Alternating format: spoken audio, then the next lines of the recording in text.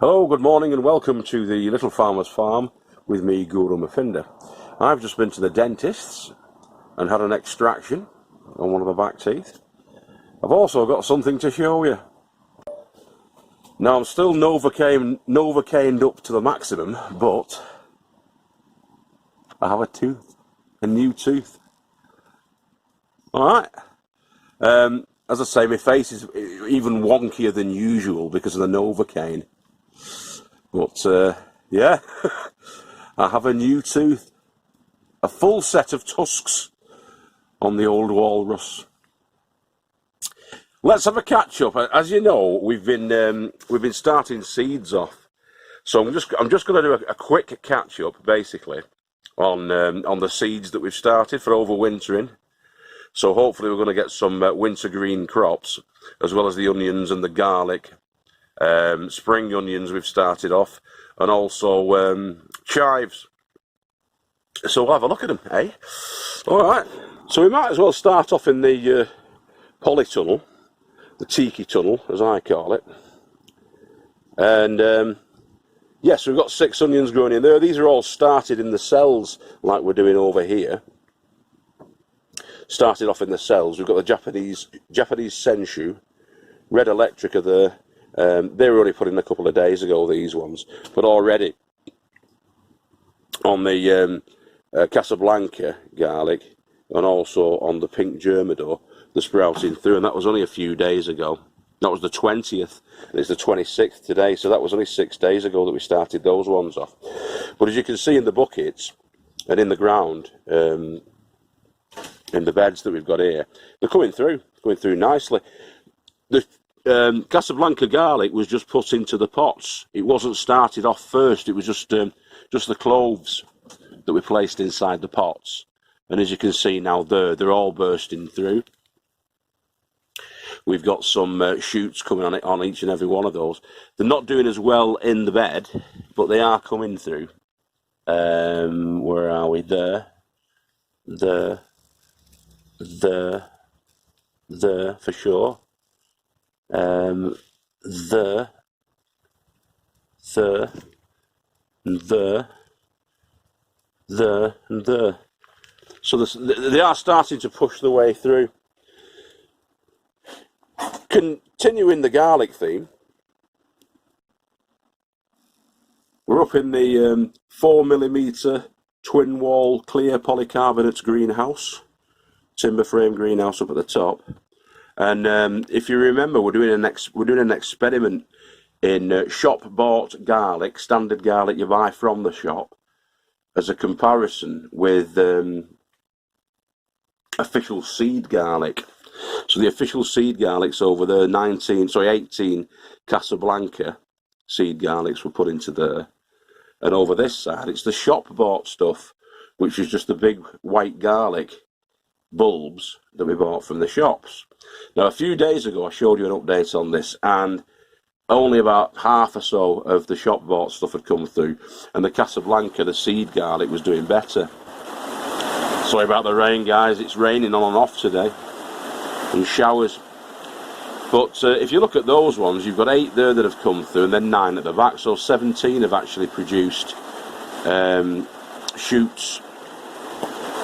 Unfortunately, we have got one that's down here, I think that's it, that so far hasn't produced a shoot. And that's on the shop, that's on the seed garlic Casablanca. On this side, we've got the shop bought stuff, and every single one of those is pushing through. So definitely garlic, just garlic that you'll get from the shop for like sort of 30p for a bulb, will definitely shoot and sprout. Okay. The rain's coming down in heavy bursts. But another experiment that we're doing it with a couple of our gardening chums from the YouTube community, Terry King and Haughty Hugh. Terry King, Allotment Gardening on a Budget. I think he used to be Robotic Allotment Gardening on a Budget, Terry, but he's got rid of the robot, although he's still got his toy robot.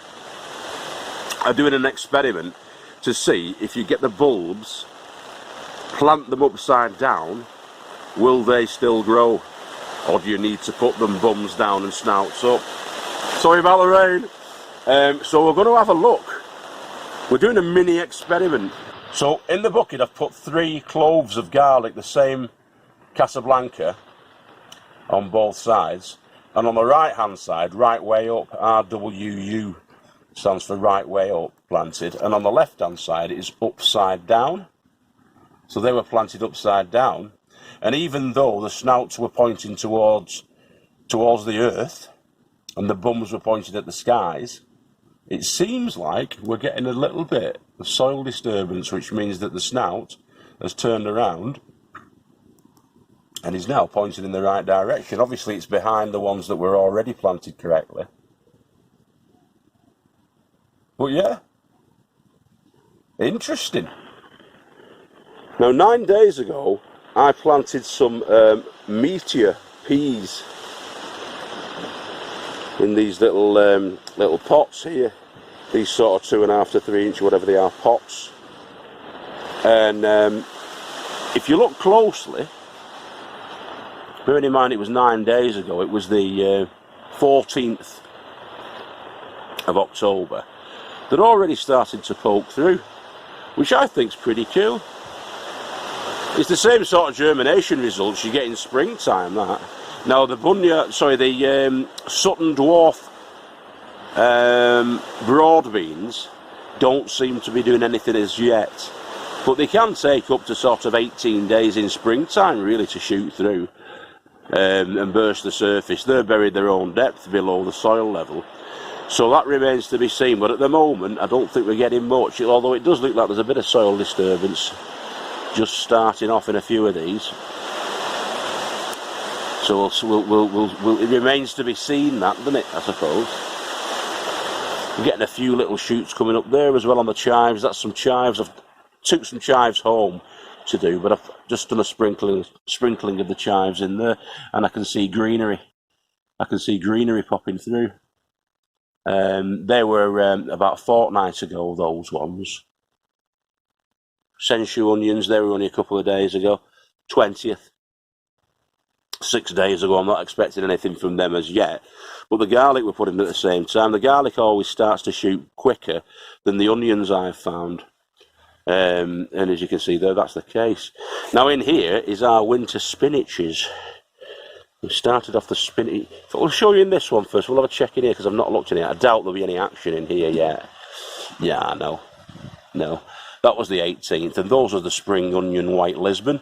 I just did a broadcast really of the seeds in there and give them a bit of a top off. So there's the spring onion in there. Don't think there's anything going on as yet. Can't see it. I don't think there will be.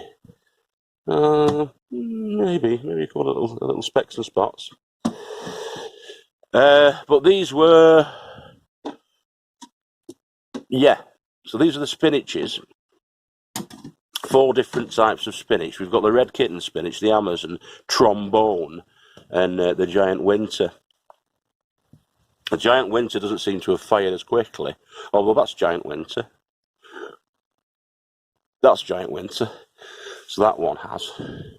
But that was the 17th, so that's 9 days ago that the seeds were put into there. See if we've got a similar result in the other, because they're both the same, I think, these. Yeah. You can see the giant winter's not doing, it's not fired as yet, apart from the one seed, which is that one. But they are coming through. I mean, they're quite similar results to what you would get in springtime. Sort of like beginning of March time. And even though it's October and the temperatures are again around about 7 degrees, you're getting the same results. The weather's going to get cooler, though. That's the thing. But these are winter vegetables. These are winter starters. They might not grow anywhere near as fast as they would do in the springtime and early summer, but we're hoping that they're going to be fine and do okay. These ones were started about 7 or 8 weeks ago now. I think it's about 8 weeks ago now. So we've got the winter boar kale, broccoli, purple sprouting broccoli, and the hero cabbage, which is a spring cabbage. Altogether, I've got 36 plants there. Now, in about a week's time, we're going to be ready for potting those on into the buckets. And the buckets and housed inside the polytunnel, inside both of the greenhouses, and then we're going to have some left over. I didn't expect to be as lucky as I was with all those seeds. I thought I'd probably, this time of year, only get about, don't know, 2/3 of them firing off, which would have left me with about 20, 24, something like that, 26 plants. But I've been more lucky than I thought. So we're going to give them away either if Joe wants some, or Henry and Mick want some. Any other lads really up there, top tip Terry Maguire. He could have a couple if he wants to. Pat, because I'll have some left over. I'll probably have about. I'm gonna only plant about. I'll get 12 in here, probably 12 in the Lady Farmer's greenhouse, 4 in there. That's 28. So I'm gonna have 8 plants at least left over if anybody on here wants them. It's a pity you guys don't live close, so you could have had them. I mean, if you do, let me know if you want to come down. I've said it now, haven't I? That be inundated with punters. But yeah, if you're a nice person, you're always welcome down in Eden. And that's just a quick catch-up. Actually, I've not shown you the outside stuff as yet, have I? A quick caveat on that one. We're in Tier 3, so unfortunately you can't come. Sorry about that, guys and girls. So this is this year's potato bed where we planted the Casablanca white garlic about 4 weeks ago. And as you can see by that, we've got 30 sticking up proudly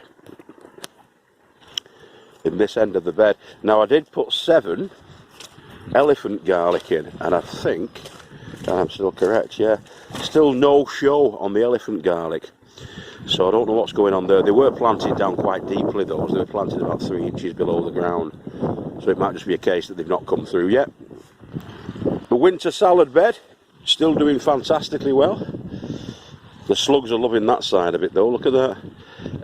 But all the other mixed veg, the spicy mixes and all the rest of it that's gone into there are doing great. Some of them are bolted and need to be taken for seed or whatever. I like this stuff though. This curly leaf, what's it called? I forget what it's called. Anyway, it's like a cross between kale and a lettuce. That stuff. It's a Japanese. It was in the Japanese mix, I think, that one. I forget what it's called. I'm going to have to find out what that's called. If anybody knows what that's called, in fact, I think it was part of a mixed seed pack, so I'm not 100% sure what that is. So let me know what that is, if you will, in the comments below. We've got the beetroot in there, we've got the amaranth, some chard. It's going to have to be cleared out quite a bit, that, actually, because it's crowding out the chard and the beets. If you saw the Super Duper 15 veg soup episode the other day, is the bed where the 3 leeks were taken from. Still got leeks in there. I've left a fork out. I left my fork out there. I'll have to take that in. But yeah, the leeks are still there. They're still doing strong.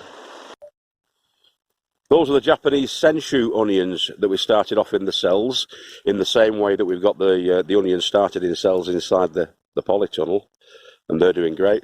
No problems at all with those by the look of them. Excuse me, there's another onion bed where they were bulbs that were directly planted in. They weren't started off prior to planting. The red electric onions seem to be doing okay. We're getting action on those. But the Senshu that were planted in, I don't think I've got any show on those as yet. No, I can't see any show on those as yet. But the Casablanca garlic that was planted into the tiki tunnel bed is doing tremendously well. And that was, again, 4 weeks ago that was put into there. These were put in about 10 weeks ago, actually, but they're not doing too spectacularly well, really, the beetroots in there. And that Swiss chard. We're just filling gaps, really. Mother Nature doesn't like bare ground. So that's all we're doing in there. I'm going to be clearing this bed out because the slugs have decimated it, and the whitefly.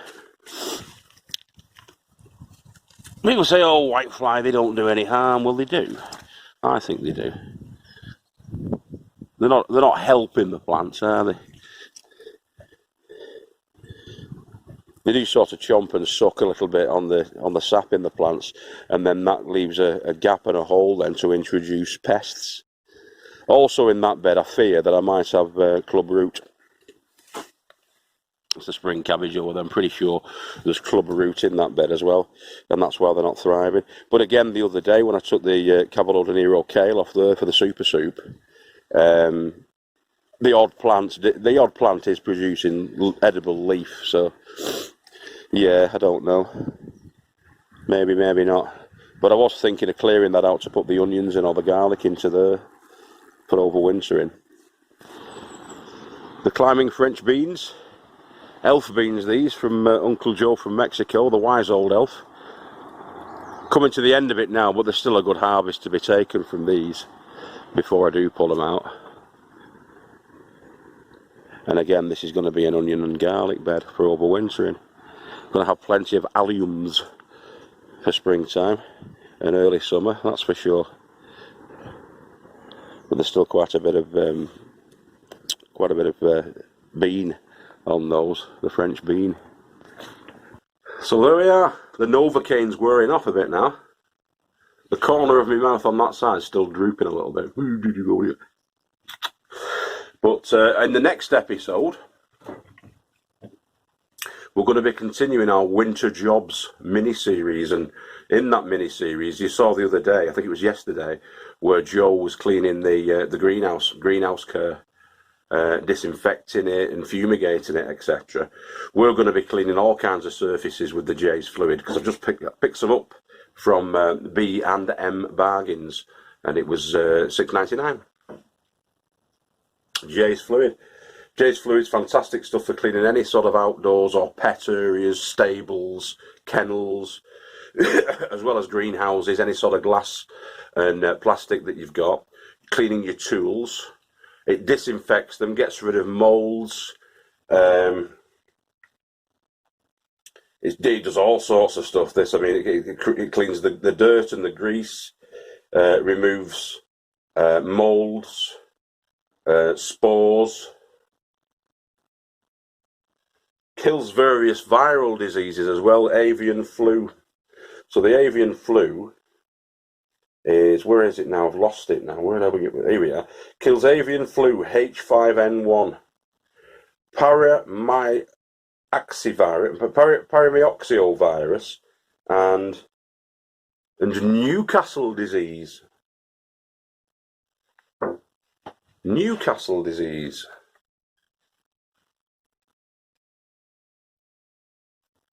Somewhere down here, Newcastle disease. I'm not making that up. What's Newcastle disease?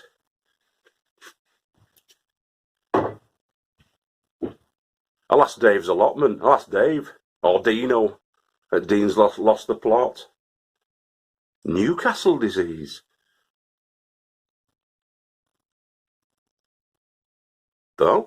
Anyway, it does that. So we're going to be cleaning lots of stuff with that. We're also going to be putting a little bit into the water butts. Once the water butts have been drained down and scrubbed out on the inside, we're going to refill them. I mean, it's not going to take long to refill them with the natural rainwater, but because rainwater does have certain pollutants and pathogens in it that it draws up, we're going to put a little bit of that in. Probably about 5 millilitres is all you'll need in a full 100-litre water butt, and then we'll leave that then over winter to get rid of the algae and the scum that sort of accumulates inside them, and then for next year it should be fine and dandy. So yeah, we're going to be doing that. That'll all be coming up on the Little Farmer's Farm episodes over the next couple of weeks. They're all winter jobs. They're all essential bits and pieces that just make life a lot more pleasant, easy, effective and productive on an allotment and any growing area, really. The sun's come out now, the swine. I can switch my lights off. Oh yeah, speaking of the lights and what have you, we're inside the tiki hut, and I'm going to be showing you some of the tasks and jobs and maintenance activities you can do on a shed to make it last for years and years and years. This has already been stood up for only 3 years, but it's absolutely bulletproof, this place. So we're going to be giving that a bit of a tart up and a spring clean as well. It's only got an autumn maintenance on it, autumn going into winter. So yeah, I'm rambling on. Sorry about that, boys and girls. And I hope you like the tooth. A retusked walrus. All right. Keep growing with your heads down. And if I don't see you through the week, I'll see you through the winter. I'm back in work tomorrow, so the videos are going to be calming down a little bit. But come the weekend, we'll be smashing the plots yet again. And we'll catch you then. Remember, we love you all. This is Guru Mafinda signing out. Take care of yourselves and each other. Bye-bye.